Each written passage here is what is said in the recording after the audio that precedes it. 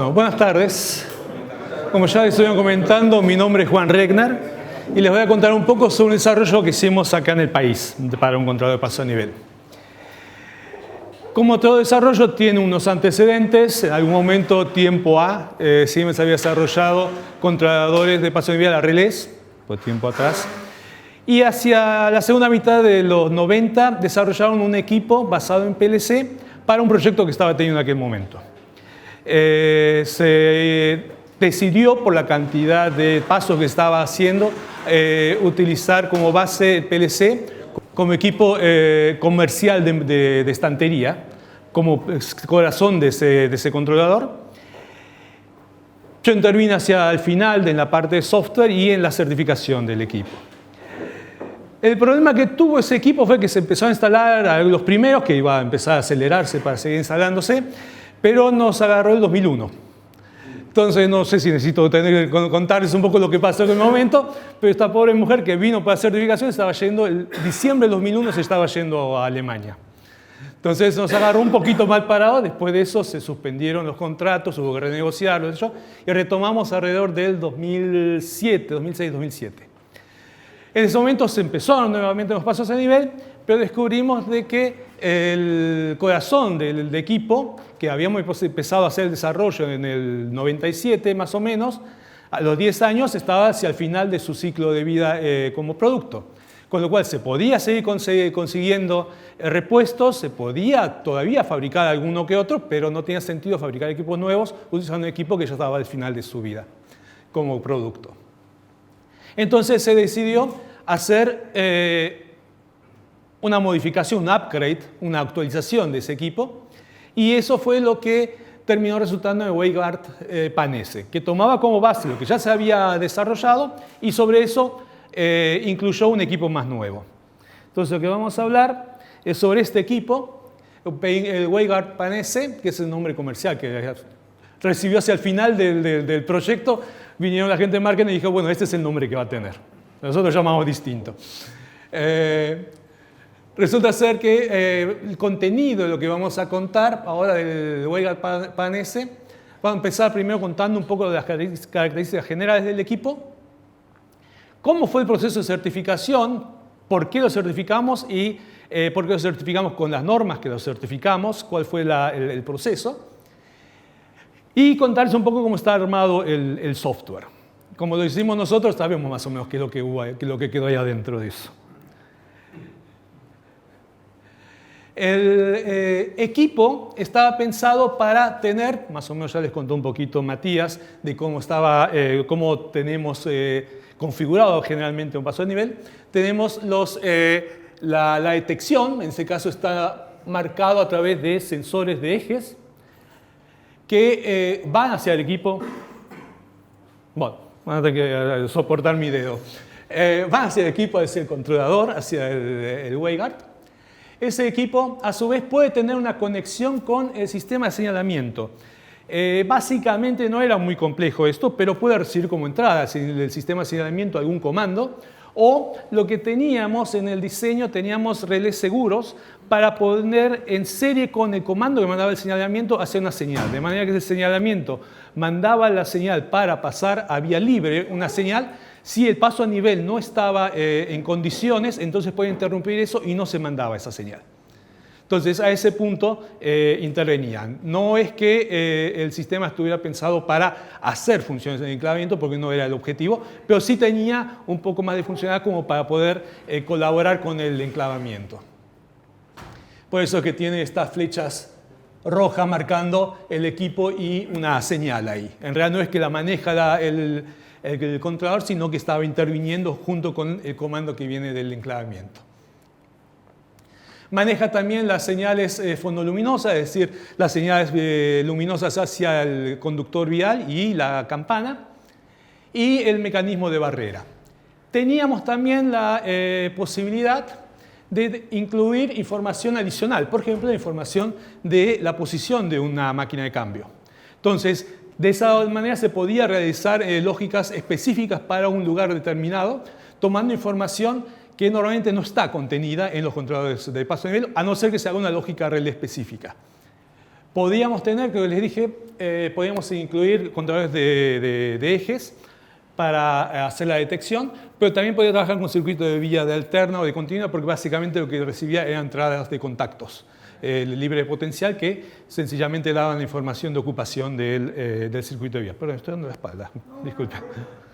Este es el tablero, perdón, del equipo desarrollado. Ustedes pueden ver arriba esto que está en negro y amarillo, ese es el PLC, que es el corazón del equipo. Tenemos abajo después un primer rack de 19 pulgadas que contiene toda una serie de placas. ¿Para qué esas placas? La salida que tiene el PLC es de 24 volts con corriente baja y tenemos que manejar una corriente alta, por ejemplo, para las lámparas hacia el conductor vial o para manejar el comando hacia el mecanismo de barreras. Todas esas funciones, o para la campana. Eso estaba desarrollado a través de una placa que manejaba un equipo, podríamos llamarlo una especie de relé de estado sólido. En realidad adentro tenía un MOSFET que era excitado la señal que venía del PLC y me permitía entonces conectar el equipo que tenía en campo. Tenía también otras funciones. El análisis se había hecho de la parte de hardware. Se había definido a gente que había desarrollado el hardware original también, de que no estuviera puesto a tierra, es decir, que estuviera flotante a tierra. La razón era que una falla a tierra podría llegar a significar, si estaba puesto a tierra, de que se me cortocircuitaba una señal que venía de campo, lo cual podría significar que tomara como desocupado o libre un circuito que en realidad podía haber sido ocupado. Entonces, para evitar eso, se estaba levantado de tierra y entonces la primera falla se detectaba y ya se generaba una alarma. Si no estaba conectado a un sistema central de monitoreo, entonces directamente se bajaban las barreras. Porque se aseguraba el paso, porque no se podía asegurar la próxima falla a tierra no significara un cortocircuito que me generara un falso ocupado y entonces ya estaba en situación peligrosa el paso. Tenía una placa para vigilar la tensión que estaba teniendo las baterías en función de esa información de tensión. Podía o generar solamente alarma o un nivel muy bajo directamente ya aseguraba el paso para que no se cayeran de golpe las barreras, sino que bajara en forma controlada. Lo que tiene abajo del primer rack de 19 pulgadas son dos racks correspondientes a un modelo de contador de ejes anterior al actual, al ACM200 que estamos mencionando. El controlador que está metido ahí es el ACM350, AZM350. Cuando sacamos la foto estaba ese. Este era el equipo que estábamos usando, por eso quedó en la foto. Pero básicamente podemos ubicar ahí, tenemos lugar suficiente para meter dentro del mismo tablero del controlador, meter los equipos de contadores de ejes, los equipos evaluadores. Tiene entonces distribuidas toda una serie de borneras. Dentro de las borneras tenemos también los descargadores gaseosos y los equipos para protegerse por sobretensiones.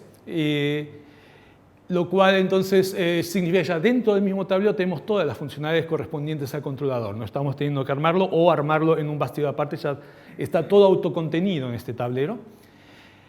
Una cosita que teníamos ahí en el diseño era que las entradas del PLC me consumían poca corriente. Al consumir poca corriente significa también tengo poca la distancia a la cual puedo llegar con los cables. Entonces, para corregir eso, lo que se tenía eran unas cajitas, unas cajitas que lo que tienen son unas resistencias en paralelo y un capacitor para compensar por la capacitancia distribuida que pudiera haber en el cable, de manera de aumentar la corriente que circulaba por el cable y entonces una parte circulaba por la resistencia y la otra entraba al PLC. De esa manera extendíamos para distancias de más de 1000 metros. Que con el PLC iba a ser mucho más cortas las distancias. Tenía un módulo para detectar baja tensión de alimentación de 220 para mandar como alarma al sistema. Y, a ver, vamos a leer lo que pusimos acá. Basado en el Simatic S7300, eso no lo comenté. Es un equipo de PLC, pero para aplicaciones seguras. Puedo usarlo de acuerdo a IS 61508 para conexiones SIL 2 o SIL 3, dependiendo cómo configuro el sistema. Después le voy a contar un poco más en detalle con la parte de software, porque tenemos separado ahí la parte de software base y software dedicado, que el software dedicado es una de las grandes ventajas que tenía el sistema este, que después, que más o menos ya estuvieron comentando Matías y Imanol, la ventaja que tenía esto. Tiene su certificado de seguridad funcional, según 61508, también vamos a ver ahora por qué llegamos a esa norma. La detección ya les comenté que podemos tener circuito de vía continua, de alterna, de audiofrecuencia, contrarios ejes, porque estamos entrando directamente con contactos libre potencial al sistema. Así que no hay una limitación específica por el tipo de detección. Lo mismo tenemos para el tema de barreras, las fotoluminosas. Tenía la posibilidad, tiene una placa de comunicaciones que se puede comunicar con un módem que, así como se había aplicado en su momento, después les cuento un poco la historia también, permitía conectarme por GPRS con un server central en retiro, que era el que capturaba toda la información de los equipos que se habían ido instalando. Medidas del equipo. Una de las cosas que habíamos empezado el primer equipo, que fue el que tuvimos problemas después por la situación económica que se atrasó todo el proyecto, era que se había previsto ya de entrada con una comunicación para poder adquirir todos los datos del sistema y poder centralizarlos en un sistema de monitoreo. El equipo en realidad se podía comunicar a través de Internet, fibra óptica o GPRS. La solución que se buscó, que se encontró en aquel momento, fue a través de módems GPRS. El costo de instalación era bajo porque solamente el módem necesitaba el servicio de la proveedora de telefonía móvil, por eso tenía su propio chip, ese módem. Había que pagar entonces mensualmente un cierto valor para la comunicación. Y entonces esa información llegaba al proveedor de telefonía móvil y de ese proveedor se bajaba la información a un servidor. Ese servidor la procesaba, la dejaba dentro de su base de datos y se podía ver a través de unos clientes que teníamos, que eran las terminales de operación. Todo eso estaba instalado en retiro y para los equipos hacia finales de, calculo, 2008, 2009, todavía estaba funcionando. Como el concesionario privado que con el cual estábamos haciendo el proyecto en aquel momento y fue teniendo dificultades, también fue abandonando algunas cosas, entre ellos ese sistema de monitoreo, y cuando terminó pasando, en etapas no fue directo, pero cuando terminó pasando el estado, creo que ya no quedaba mucho del sistema. La información que estábamos mandando era sobre la tensión de red, la tensión de continua, con el cual me informaba sobre el estado de las baterías. La falla de filamento, originalmente el equipo inicial estaba previsto para ser utilizado con lámpara de doble filamento. En este caso, las últimas ya estaban utilizándose con señales del LED, así que tampoco era importante, pero la señal estaba prevista. La lámpara es OK, eso es importante para poder detectar si realmente se me ha cortado el hilo o se ha quemado la señal de LED y ya no está pasándose corriente. Entonces eso sí lo estaba pudiendo detectar. Esa es otra de las placas que iban enchufadas en el bastidor, un sistema para detectar la circulación de corriente en las lámparas. Brazos OK, que es la detección del brazo OK, el hilo que va a lo largo de todo el brazo de madera para detectar si se ha roto o no es el brazo. El estado de brazo abierto o brazo cerrado. Y después teníamos una serie de información que tenía que ver con la correspondencia entre el estado de la vía y la posición de los brazos. Si resulta ser que la información era que a través del estado de vía el XR indicaba que tendría que empezar a cerrar y los brazos seguían arriba, entonces esa información se daba como alarma, porque había alguna falla en algún lado que no estaba respondiendo el equipo. Lo mismo si las barreras habían bajado, siendo que no había ni una condición de ocupación, también se mandaba alarma. Esa información correspondencia entonces se incluía con el conjunto de alarmas básicos que se enviaba. Además, había una cantidad de alarmas que se podían configurar específicamente. Entonces teníamos más o menos 15, 16 alarmas de estas básicas que ya estaban por default y se podían armar otras 16 alarmas específicas para el paso a nivel. Por ejemplo,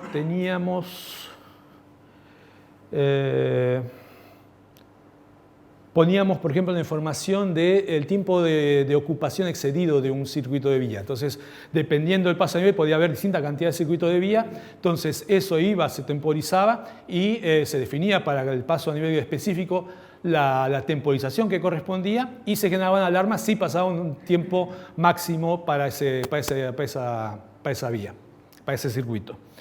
De esa manera se podía dar en forma individual las alarmas propias para cada sección de vía que se estaba evaluando. El sistema tenía 8 entradas para detección de tren. En realidad habíamos adaptado esto, el proyecto inicial en los 90 había previsto 16. La mayoría de los pasos a nivel jamás llegaba a esa cantidad de señal de detecciones de vía, así que no lo bajamos a 8. Tenemos 2 señales fotoluminosas, 2 mecanismos de barrera con la información de posición y la integridad del brazo, el hilo que atraviesa todo el brazo. Y 2 salidas auxiliares que podían utilizarse o para, como les comenté antes, para poner en serie con la señal que venía desde el enclavamiento, o eventualmente podría utilizarse como salida para manejar una indicación a conductor de tren. Las supervisiones, como ya le dije, supervisión de puesta a tierra, supervisión de falla de lámparas, hacía también la conmutación. La forma en que trabajamos aquí era que se alimentaba un filamento y si ese filamento se dejaba de detectar corriente, inmediatamente conmutaba y empezaba a trabajar con el segundo filamento.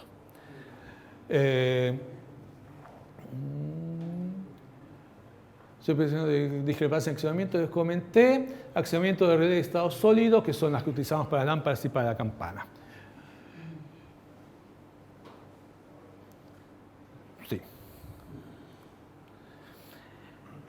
La certificación. Acá lo que primero que hicimos fue sentarnos con la gente de Railcert. Railcert, esto lo pusimos acá, era una empresa combinada que trabajaba con Movares, que es una empresa, una consultora muy importante en Holanda del tema ferroviario, con el TÜV Süd, que es un instituto para certificación en Alemania. Estas 2 empresas se habían juntado y habían formado Railcert como empresa holandesa que tenía oficinas también en Alemania. El contacto nuestro fue con la gente de Railcert en Alemania, en Braunschweig. Esta empresa la formaron en 1999 y nosotros, que por eso esta pobre mujer todavía estaba acá y fue la que salió corriendo en el 2001, en diciembre, cuando terminó de hacer la certificación del primer sistema. Hoy en día fue 100% TÜV Süd. TÜV Süd le compró a Movares la parte y que es parte integral de TÜV Süd. Como TÜV Süd Holanda, una cosa así creo, es la denominación. Nosotros habíamos hablado con esta gente y ahí habíamos planteado el hecho de que teníamos un equipo que estaba certificado con normas DIN BDE, la 0801 y la 0101, que eran las que habíamos utilizado para el equipo viejo. La idea era repetir la experiencia. Dijeron, hay un problema, no son válidas esas normas. Las normas que tendrían que certificar, si fuera un diseño nuevo, tendrían que ser las normas CENELEC. Entonces tenemos que ir a EN 50126, EN 50128 y EN 50129. Que son las normas para la seguridad funcional en el ámbito ferroviario. Pero nosotros teníamos la ventaja que nosotros ya teníamos un equipo que estaba certificado y ya estaba funcionando, se había aplicado. Entonces dijeron, lo que se hace también en Europa con sistemas que están recibiendo un upgrade, es decir, no se diseñan de cero, sino que están basados sobre un sistema del cual solamente se hace una modificación, no se está cambiando todo, es ese sistema a certificarlo de acuerdo a ISO 61508 solamente. No estamos certificando todo el sistema, solamente esa actualización. Con lo cual, en realidad, una de las cosas que insistían era a ver qué cambios estamos haciendo, a ver si valía el criterio que estábamos planteando. Por eso es que se terminó aplicando la IEC 61508 de seguridad funcional, que es una norma genérica. De esa norma genérica han surgido toda una serie de normas para área industrial, de industria de proceso, para área de máquinas de producción, para área nuclear, para tema de automóviles. Todas esas normas de seguridad funcional se nutren de esta de la 61508, lo que hacen es adaptación a algunos criterios que toma la 61508 en la norma específica. Dice, bueno, para nuestro área este criterio no se va a emplear porque no tiene mucho sentido para nuestra industria. En el caso de las EN, como surgieron en paralelo a partir de otro ente que era CENELEC en lugar de ser IEC, las diferencias son un poco mayores. Hay una diferencia de criterio un poco más grandes. Pero en principio se entiende que ambas normas siguen el mismo concepto de seguridad funcional, por eso es que tienen cierto nivel de compatibilidad. Bueno, la gente esta finalmente, después de un trabajo arduo donde hubo que hacer bastante documentación, terminó entregándonos un certificado para que pudiéramos utilizar el equipo en aplicaciones de pasos a nivel. La certificación, el objetivo era tener una norma internacional. Eso fue cumplido a través de la IEC 61508. Esta norma de enfoque genérico, acá empieza a repetir lo que ya les conté, que me olvidé que estaba escrito. La 6261 de maquinaria, la 611508 de planta de proceso, para medicina, ferrocarril, están mencionando acá las 50, 116, 128 y 129, y para el área nuclear.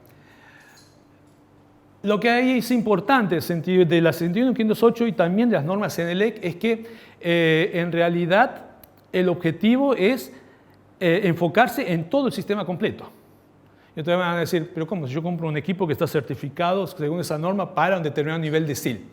Sí, es cierto, pero en realidad está mal dicho. En realidad lo que dice, lo que debería decir el certificado es que está preparado para ser utilizado en determinado nivel de SIL. El usar ese sistema no me asegura que yo tenga el nivel de SIL cuando estoy utilizando.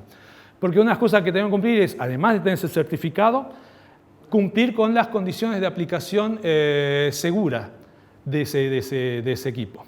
Porque cuando se hace la certificación, una de las cosas que ven acompañando el certificado es un informe de certificación. Y ahí me dice las limitaciones y las cosas que hay que tomar en cuenta para poder cumplir con el nivel de seguridad que se está diciendo. Eso debería estar incluido en los manuales de los equipos. Cuando se hace certificación del sistema completo, lo que hace el certificador es ir y fijarse en el equipo. Dice, bueno, este es el equipo, sé que está certificado, debe cumplir, veamos si lo aplicaron correctamente. Recién ahí cuando está aplicado correctamente lo empieza a tomar en cuenta como parte del todo. Y tiene que hacer el análisis de todo y también el cálculo de las tasas de falla de todos los equipos para ver si la totalidad del sistema cumple con el nivel de seguridad que se está queriendo tener.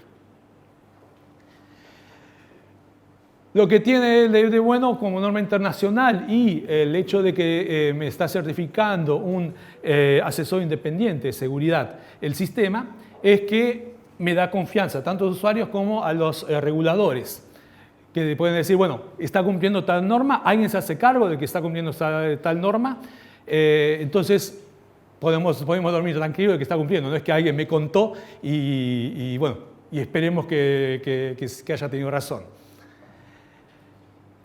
Y otro punto importante es que estas normas, al contrario de lo que hacían las normas de seguridad anteriores, está basada en riesgo. Es decir, se hace primero de que nada para la aplicación un análisis de riesgo, para ver cuál es el nivel de seguridad que estoy necesitando para la aplicación. Si no se hace ese análisis de riesgo previo, eso no lo prevé la norma, pero sí lo está previendo la normalización europea, la regulación legal europea para considerar. Se puede considerar aplicaciones similares, entonces puede decir, si en un paso a nivel, en tal lugar han utilizado después de su estudio tal nivel de seguridad, yo puedo usar tal nivel de seguridad porque uso ese como referencia. Puedo utilizar el concepto de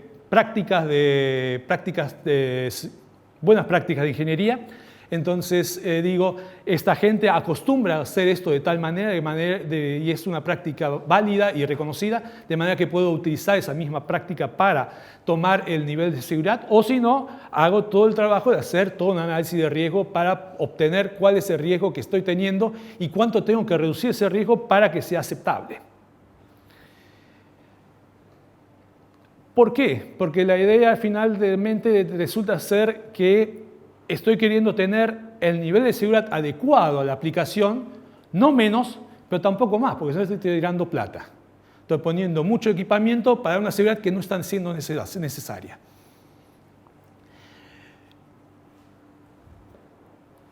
Eso me lleva entonces a que tengo por un lado el riesgo del proceso, que es el que tengo que tomar como foco. Eso es lo que puede pasar si no hago nada.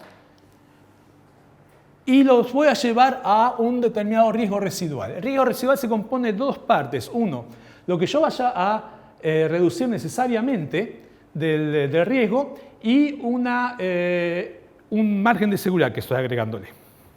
¿Por qué? Porque tengo que hacer, y acá hay varios criterios,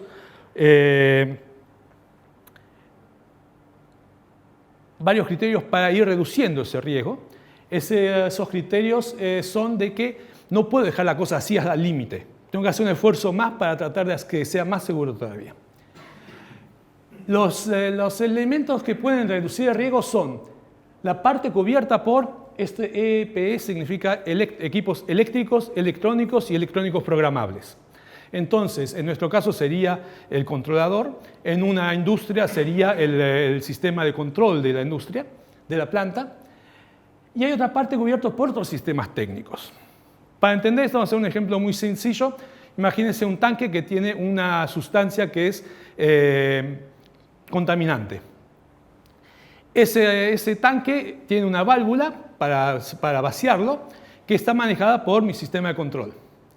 Resulta ser que si falla el sistema de control, me va a agarrar y desparramar el líquido directamente sobre el suelo, con lo cual estoy contaminando y estoy pudiendo dañar a personas, porque eso puede llegar a napas de agua. Una solución con otro sistema técnico sería armar todo un piletón alrededor del tanque, de manera que si llega a pasar eso, el líquido contaminante queda dentro de ese piletón. Entonces el daño es mucho menor. El riesgo en realidad se mide como producto entre la tasa o la probabilidad de que pueda ocurrir un evento y las consecuencias que tiene ese evento, la severidad. Yo en este caso, al poner todo ese piletón, lo que estoy reduciendo es la severidad del daño que estamos teniendo, con lo cual automáticamente bajé el riesgo. Entonces, parte del riesgo que estoy reduciendo acá no está solamente en poner el nivel de seguridad correspondiente al sistema electrónico, sino en prever otros elementos para reducir la severidad o la frecuencia de ocurrencia de una situación peligrosa. ¿Estoy yendo muy rápido? ¿Me están pudiendo seguir? Bueno, otra cosa en la cual se basa la norma esta, que también lo toman las normas ENELEC, es el concepto de ciclo de vida de seguridad. La idea es que el sistema no tiene que ser seguro ahora que estoy usándolo, sino tiene que estar pensado desde el inicio como seguro y tiene que ser seguro hasta el momento en que yo lo desmantele. Y cualquier modificación que haga en el medio, tengo que seguir manteniendo los mismos criterios de seguridad.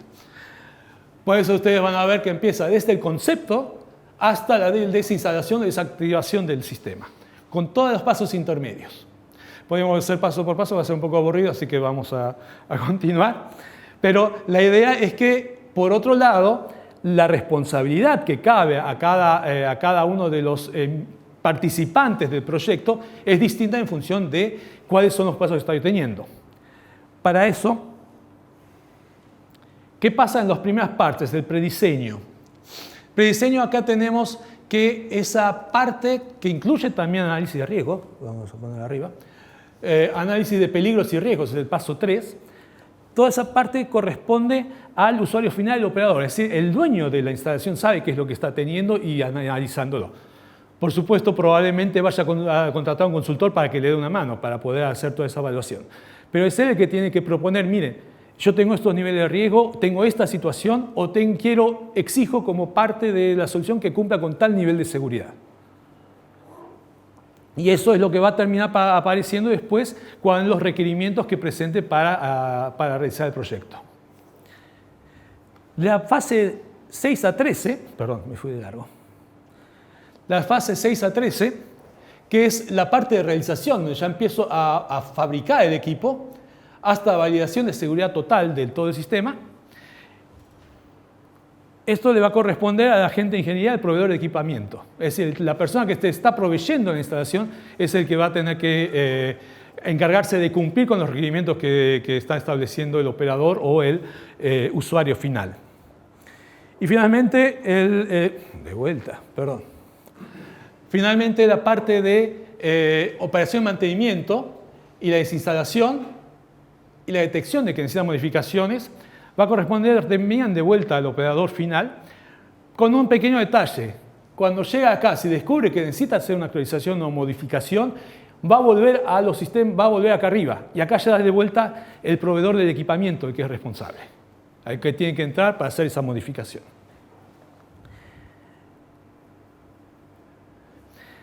Una cosa que tiene estos sistemas es que, y seguramente van a entender si ya han tenido que ver con el sistema de gestión de calidad, es que este sistema no es un sistema que va orientado a proveer una receta de calidad, sino que es un sistema que está orientado a especificar una gestión de calidad, perdón, de seguridad, estoy usando los nombres.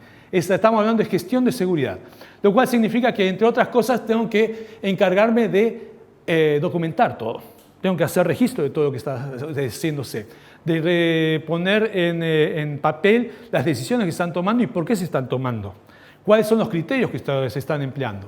Todo eso entra dentro de toda una serie de documentos que hay que hacer, desde la documentación de los requerimientos de seguridad del sistema hasta los manuales de uso y pasando por todo el sistema de testeo.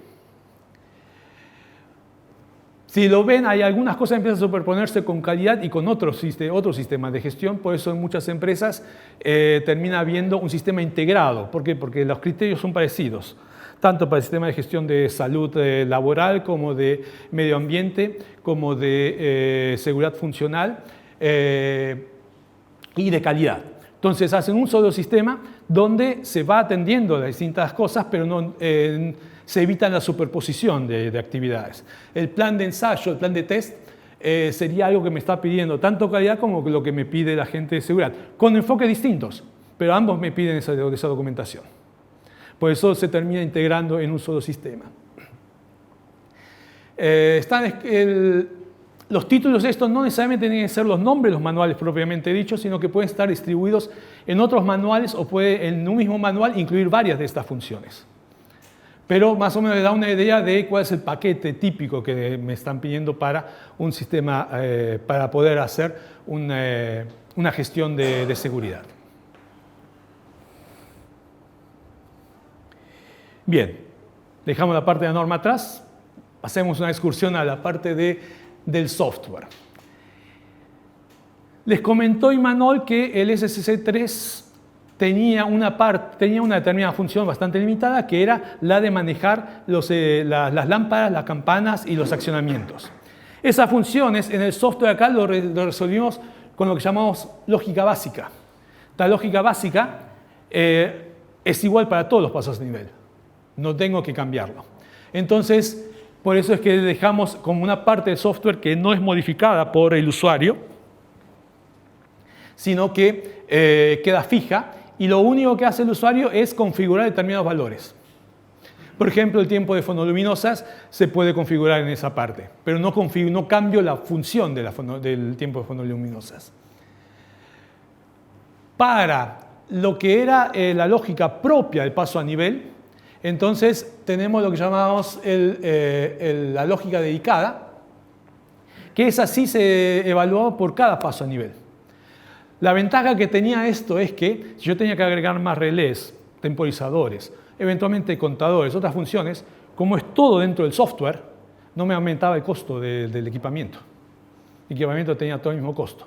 Si podía hacerlo con la información que estaba teniendo de periferia, toda la lógica podía resolver adentro. Entonces esa es una ventaja que tiene esto. El problema está que los casos en donde no tengo soluciones estándar son bastante reducidos, de manera que queda para un nicho finalmente.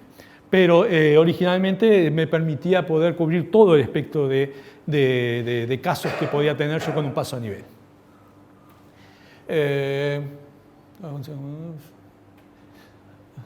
Parámetros, sí.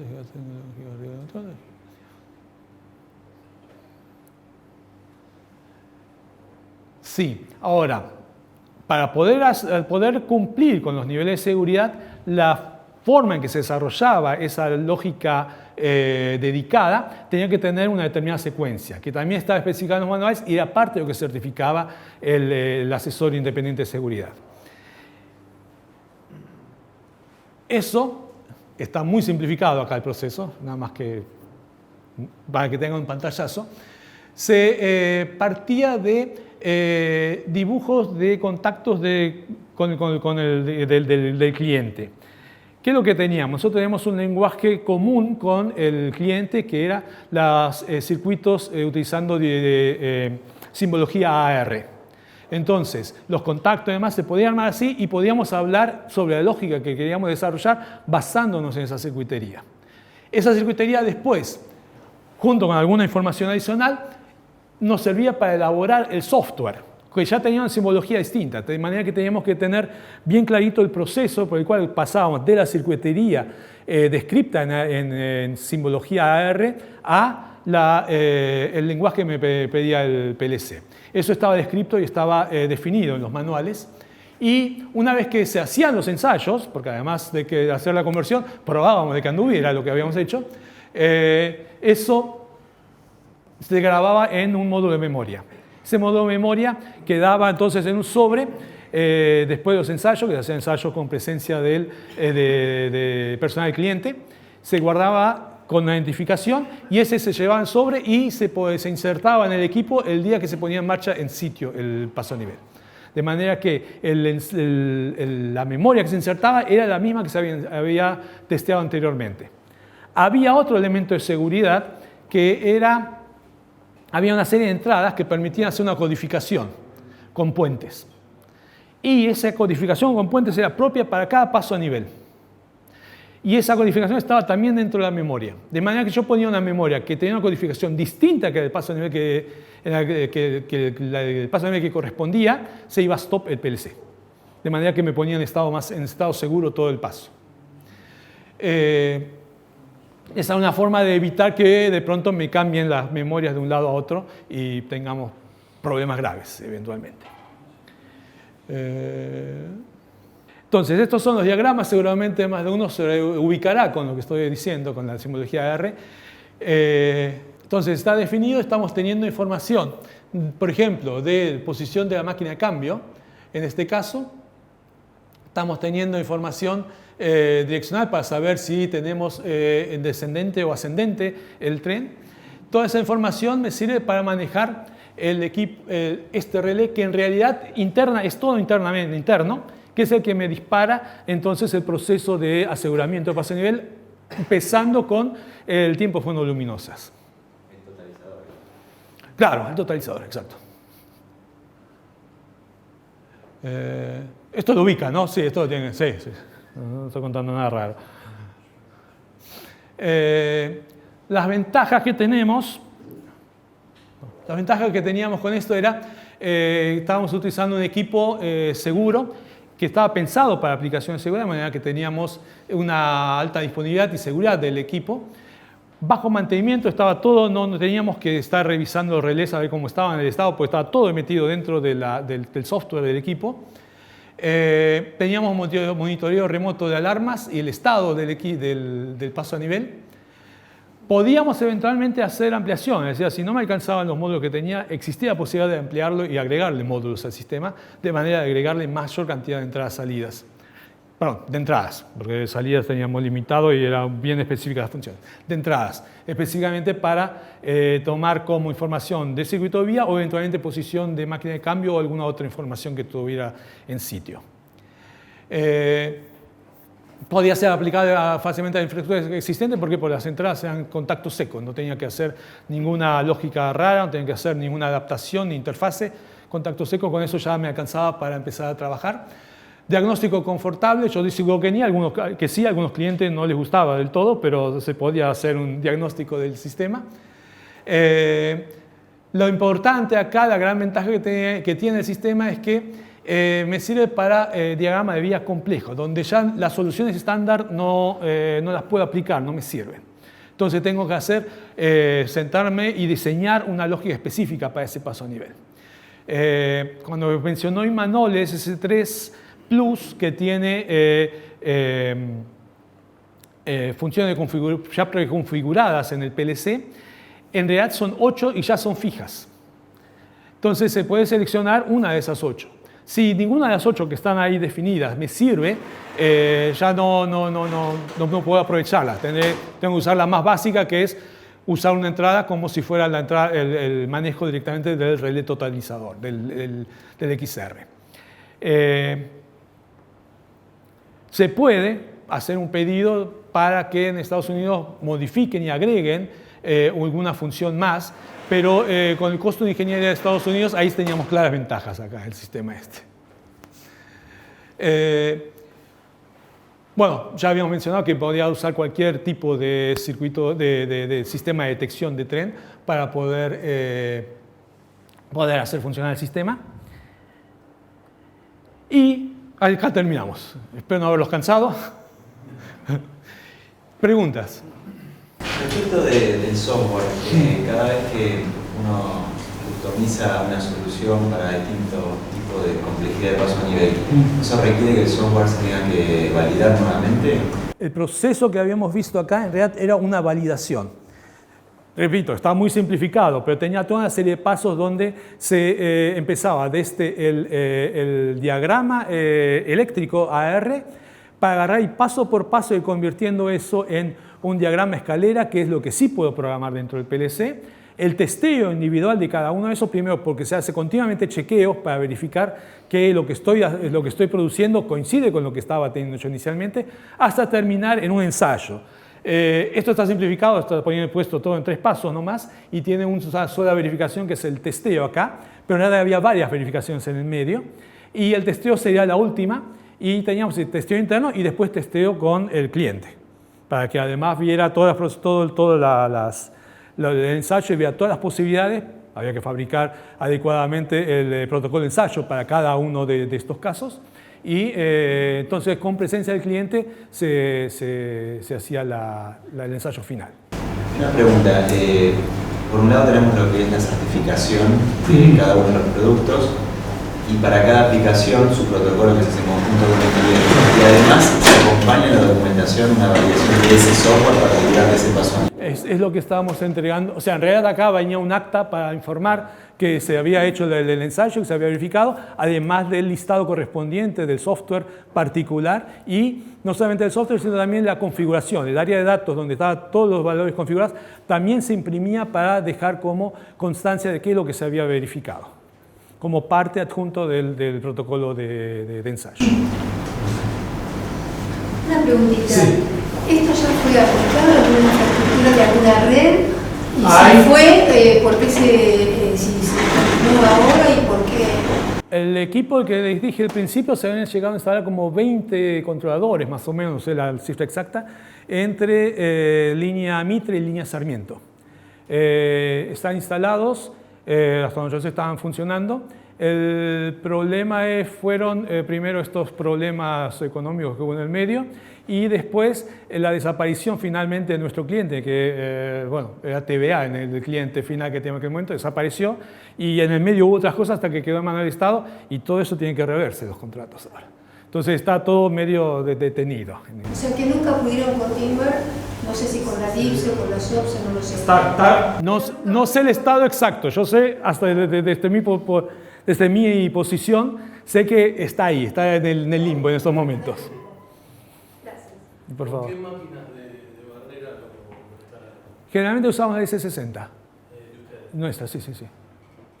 Los casos que yo recuerdo. ¿Todos los casos? Creo que en todos los casos que usamos era S60. No sabría asegurarte ahora, pero no recuerdo que haya habido otro modelo. Sí. Una pregunta, ¿qué costo tiene medio? Eso lo tengo que preguntar a gente de ventas, yo soy de ingeniería. Interno de compra, derivado. Como comentaba Juan, o sea, es algo que se aplicó y es como muy de nicho. O sea, desde ese contrato que después quedó Céfalo no hubo un pedido puntual o un caso acá me diste, se usa esto en vez de 7 referencias y no hay una referencia. Pero nada, por ahí, al principio, como estamos pensando un poco en los temas, de qué incluir acá y qué no, si bien esto no es que es un proyecto que estamos haciendo hoy en día, como parecía el tema de la nueva cara, me parece re interesante, o a mí me parece re interesante, porque es un desarrollo local que se hizo acá. Bueno, lo dividió Juan en ese caso, y del lado de ir preguntarle los procesos que hicieron, los desafíos que tuvieron para hacerlo, a mí me parece re interesante, era compartirlo. Bien. Gracias, Juan. Espero no haberlos aburrido demasiado con esto.